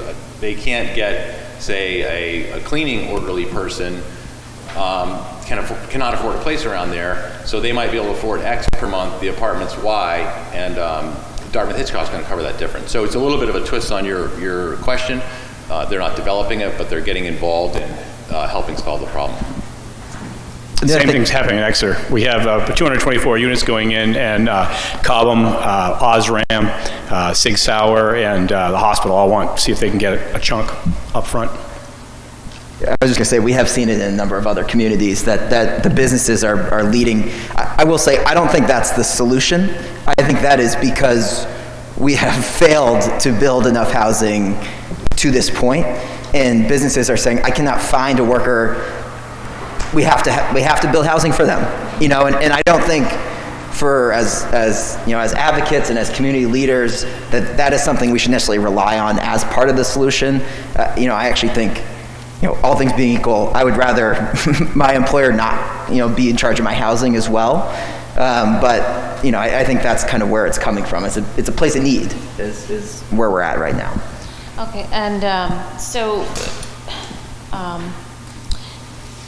the other question I had was mixed use, land use.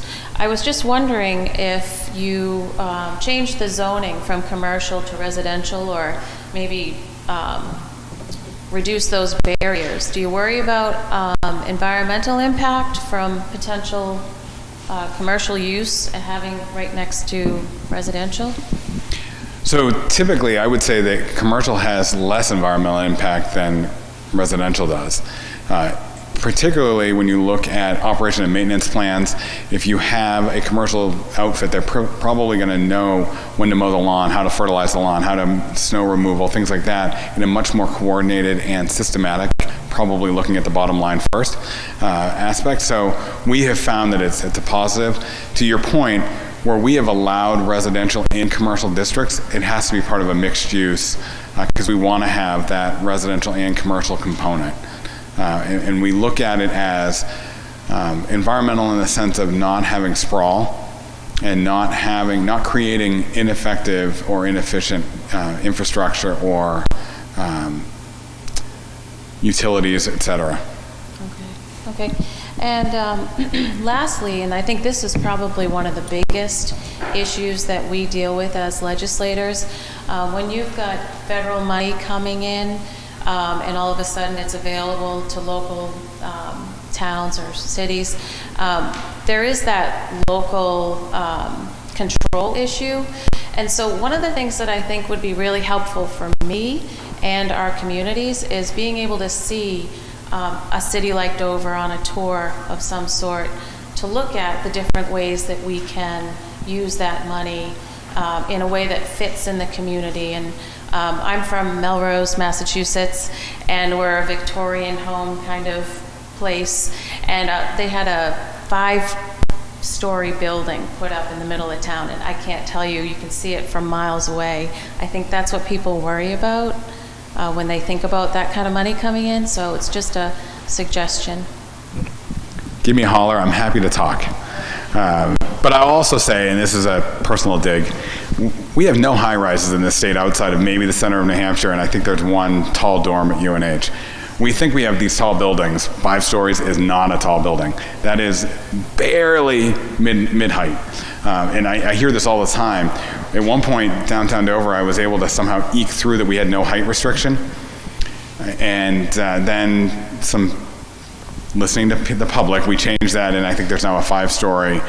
We have some ways to get around that, some relief. Primarily, if you go above 5, the units have to be affordable. So I tend to argue that what's wrong with going up? It's more efficient, it's more effective. Going up is cheaper to build than going out. So it's better for the developer to be able to go high. That said, there are life safety, there are construction elements that I recognize impact that. But whenever someone says we've got all these tall buildings, I really say, really? Take a look at a tall building and come back and talk to me. Yeah, communities are starting to realize that we do want to see density in the downtowns and vibrancy. And so Rochester, as an example, just changed their zoning to 75 feet in their downtown, which I thought was fantastic. Hi, my name is Jay Childs from Exeter, and I just wanted to dovetail off of what Eric had said about showing up at meetings. I'm really concerned with sort of the raw democracy aspect of all of this. So I was covering, not me.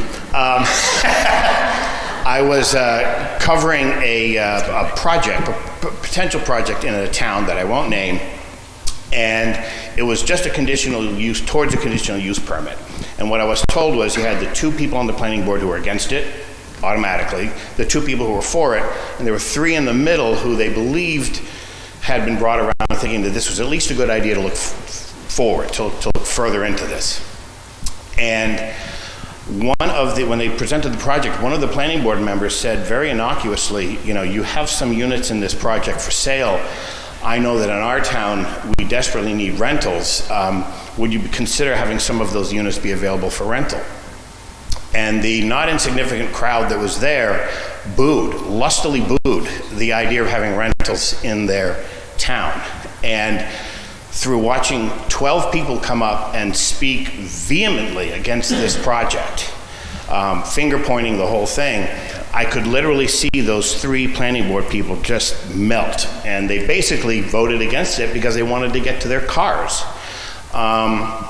So I'm concerned that when we talk about the need for water and sewer, that's fine, that is a problem.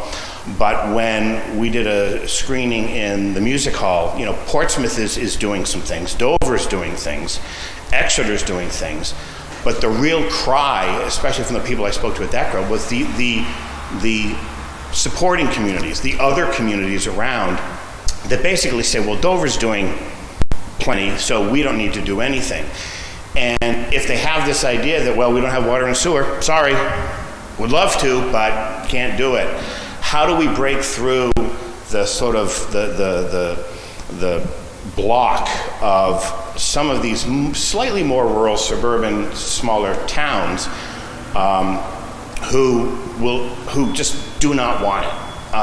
And will use things like water and sewer, will use things like height restrictions as ways to stop this going forward.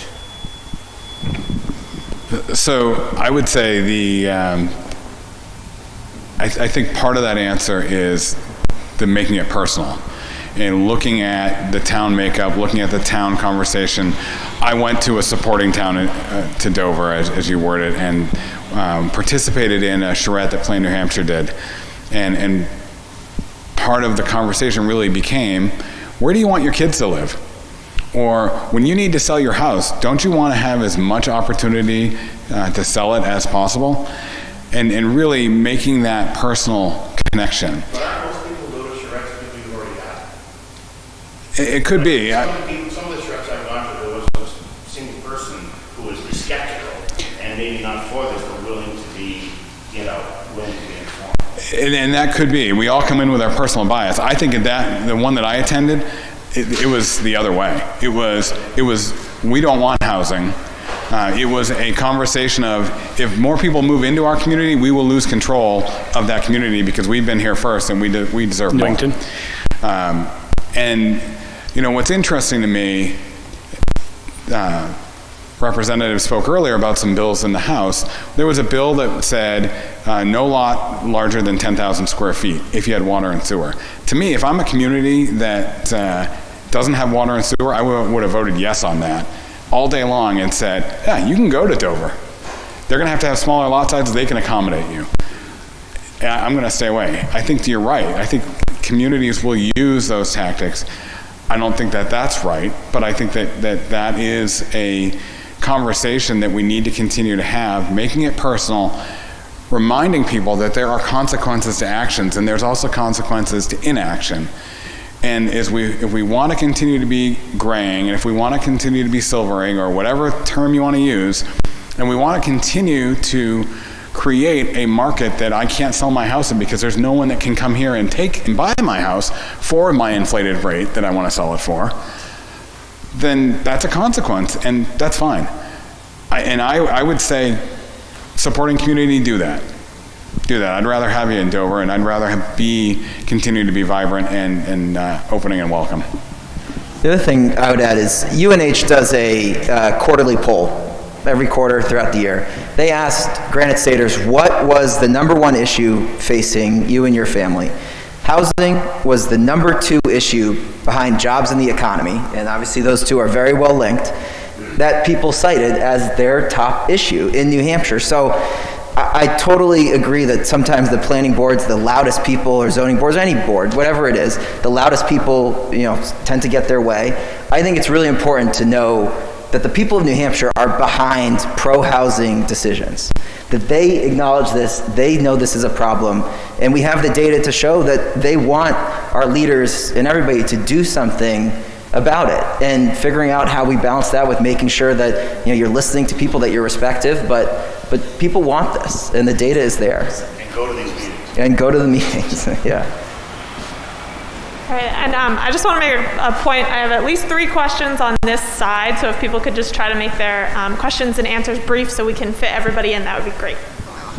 I don't know if I can make this brief.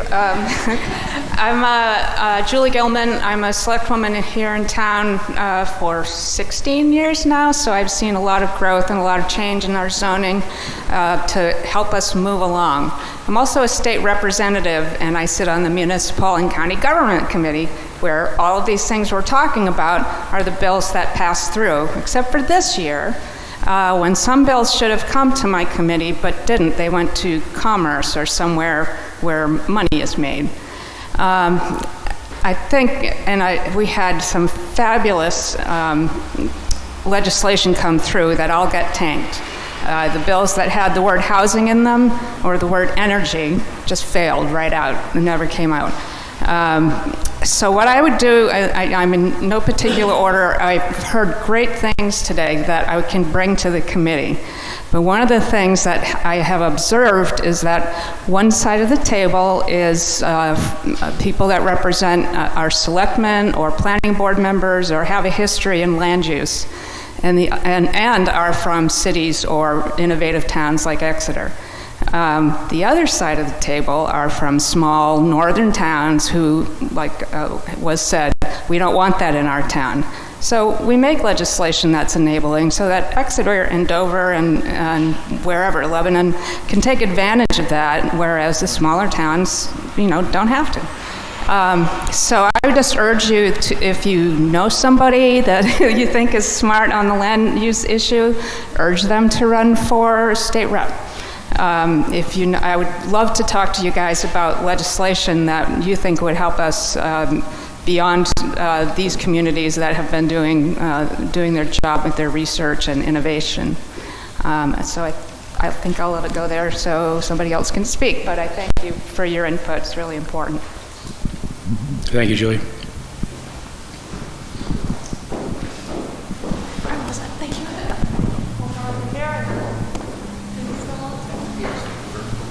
Outside? Okay. I do have one here.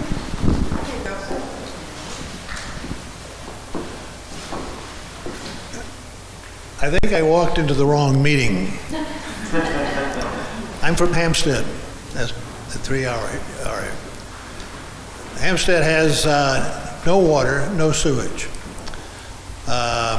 For single-family residential dwellings, we typically require a 1-acre lot, but we do have also mobile home, 2 parks, and we have mobile home development zones for that. We have multifamily zoning in the residential area, and we have also have elderly housing areas. And I'm interested in your comments about elderly housing. I think that it's, as you argue about what people want for tiny housing or whatever, mobile or elderly housing type zoning restrictions may not be appropriate for elderly housing, but separate discussion. But the fact that we have no water and no sewage limits density, and your comment about you can't have density unless you have water and sewer.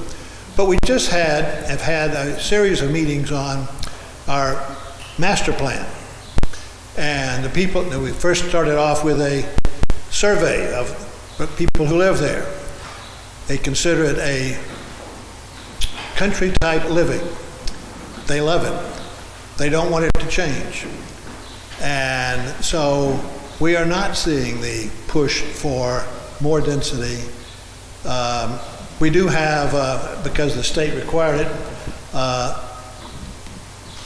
accessory dwelling units, and we have found that to be a very popular idea because of either people getting elderly who want to live with their children, or people who are children who want to live with their elderly. So we have found that to work, but it's still on a 1-acre lot. So we don't see the push for more density. And you can say that people who live there use the excuse of, well, we don't have the water or the sewer, but I think more people would object to the expense of putting in water and sewer for the entire town when it has been built the way it is. I would just say that the beauty of New Hampshire and all of its different municipalities is it's a competitive marketplace, and communities can do what they want. If a community doesn't want any growth, doesn't want any housing, doesn't want young people to be able to afford to live there, they can make that choice. But I think to Chris's point on demographic changes, it's going to be, over time, a dying community, because you're not going to have kids in the schools. And when the folks that are living there in their 1 acre lots try to sell their house, there's not going to be a market or demand, because there's no vitality in the town where young people can come in and afford it. You know, it's possible that they will continue, but you know, when we look at projects now, the first thing we say is we call the planner and we say, is this town open for business? Are you guys creative with zoning? Because it's very difficult to make housing work. And if it's clear that they're not, you know, we wouldn't be able to do a project in Hampstead, because A, you probably wouldn't want us, and B, we wouldn't be able to make it work because the zoning doesn't work. But I think that's that's the conversation. There are communities where development can work and they want it to work, and then others where it's not going to work. I would also say I'm glad you brought up ADUs, because I do think, you know, the number is well established, but you know, we need 20,000 to 30,000 new units. That's going to look very different in different communities. It's not going to be in any one community. It's not only going to be one type of housing. It's going to be some of everything. It's going to be ADUs. It's going to be multifamily. It's going to be duplexes. It's going to be manufactured housing. It's going to be a little bit of everything. So, you know, figuring out what does your community need and want and can support, you know, that's a big piece of it too. One of the other things we talk about, I think, is communities that can accept water and sewer, that choose not to, that do have density and do have opportunities of growth, like your Stratums, like your Northamptons, especially like your Newingtons. So I think those are kind of the communities, not so much Hampstead, that we're looking to see join our team, if you will. And we have about not a lot of time left. Certainly, I can stay over. I want to be very respectful of the panel, so I think we should probably limit it to maybe two, 3 more questions. Two more questions. We have two final questions, I think. Is that okay with you guys? Okay, thank you. Yep. Good morning. My name is Chris. I'm from a smaller community in the Seacoast here. I just wanted to point out I'm here, and as other members of my community are here, because of the interest in housing and the importance of it has been well highlighted. But housing, as requested by the commissioner to start this program, asks for support of the communities on it. Housing is just one particular aspect that is provided by each of the different towns. There are things such as shoreline protection, wetlands protection, jobs locations, industrial locations. And so housing, we have to remember, when the commissioner or others offer or suggest that they need the support of communities, there are many directions community choose. And that's why when Matt was talking about the disparities between, in his case, Rye and Exeter properties, there's a big difference in taxation, because those communities have chosen which ones they've gone for.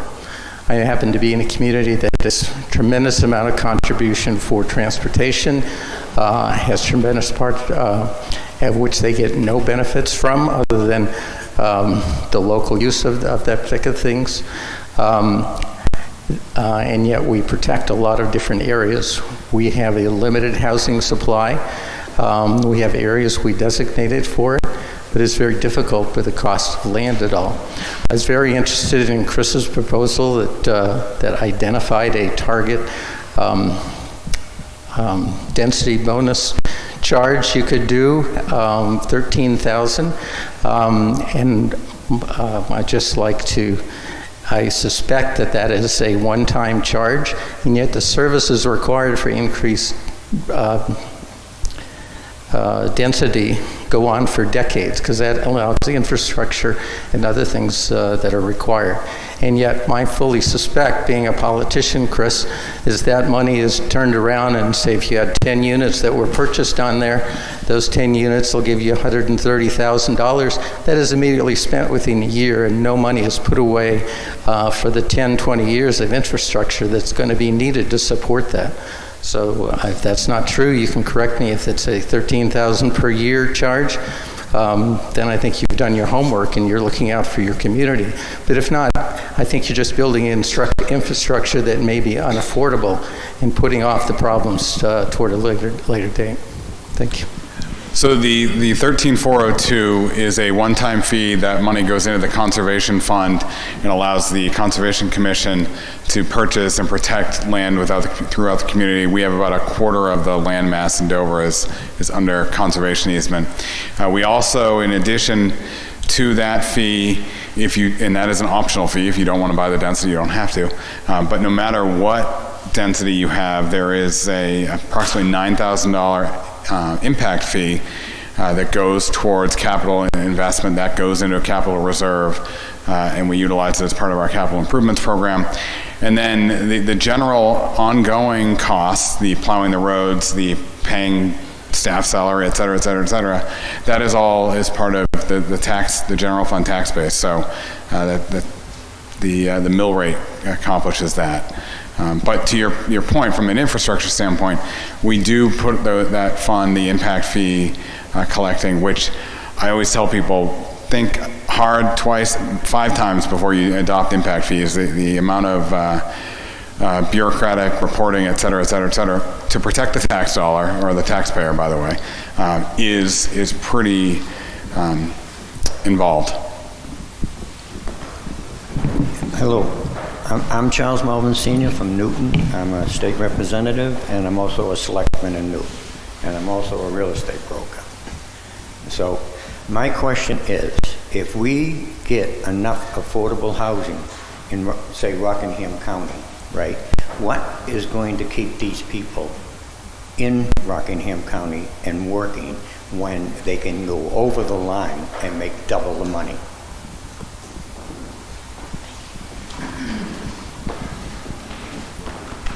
Over the line, like to Massachusetts to work. I mean, I think just looking at you look at the job postings, and there's a ton of really, really good paying jobs that are available right now because we can't find the workforce. And, I think this is like selling New Hampshire to some extent and selling your community, and that people love the fact that you can drive up to the White Mountains, that you can be on the beach, that you have access to, major transportation hubs flying out of Boston, but that you're not in a big city, that you're not constantly dealing with traffic, that you can live in this community that we love. And I think, the idea of how we're going to keep people here, it's kind of how we all got here and why we love New Hampshire and why we want to stay here and live here and work here and play here. So, I think we just got to bet on ourselves and build the housing and hope that people stay. I would just add 2 things. One is, as Eric said earlier, there is a disparity between wage levels and cost of housing. It used to be the old 30% number. Well, that was a good percentage when wages and housing costs were in line. And through the 60s and into the 70s, you could see those curves. They pretty much went together.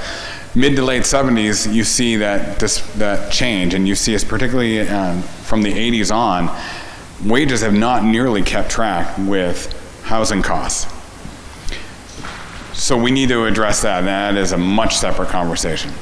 But as we've heard, hopefully 10 times today, employers want to be where there are employees. So by having the housing, by having the density, by having those opportunities for the employees to live in your community, that should then attract the employers, and maybe some will be regional. I like to say in the Seacoast, and I'll use from Rye to Rochester, right? There's 100,000 people. There are more people that live in the north end of Boston than live in the Seacoast, New Hampshire. Keep that in mind. Dover is not trying to provide employment just for Dover residents, nor do we expect only Dover residents to work in Dover businesses. We are a regional economy, we are a regional housing market. We need to remember that, and remember that in order to keep attracting people to our employers, we need to have supply and demand. You need to have the people to have the jobs, and you need to have the jobs to keep attracting the people. Excellent. Well, thank you all very much for coming. I was very much appreciated. Very lively discussion, so thank you. This won't be the only time we're doing this.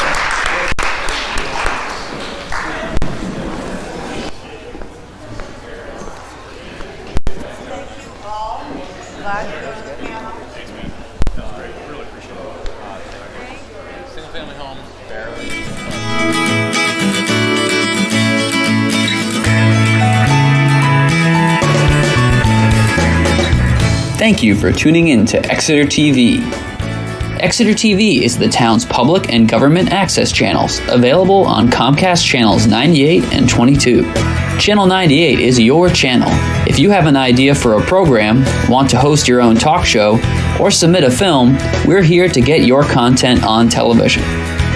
On Channel 22, we bring you live and replay coverage of government meetings and other town updates. A third channel, Blue Hawk Media, is operated by SAU 16 and can be found on Channel 13, with all your school sports, events, and meetings. You can watch Exeter TV online at exeternh.tv, Apple TV, and on Roku. Find us on social media for extra content. Subscribe to our YouTube channel and hit the bell to get notified about live streams and new content. Tune in to our platforms every other Friday to watch the Exeter Biweekly Report, with recaps of recent events, updates from town departments, and messages from nonprofits in your area. If you head to our website, exeternh.tv, we invite you to sign up to our newsletter to receive monthly updates about new content, upcoming meetings, and more. We'd like to thank you for taking the time to watch Exeter TV and hope that you tune in to our other content as well.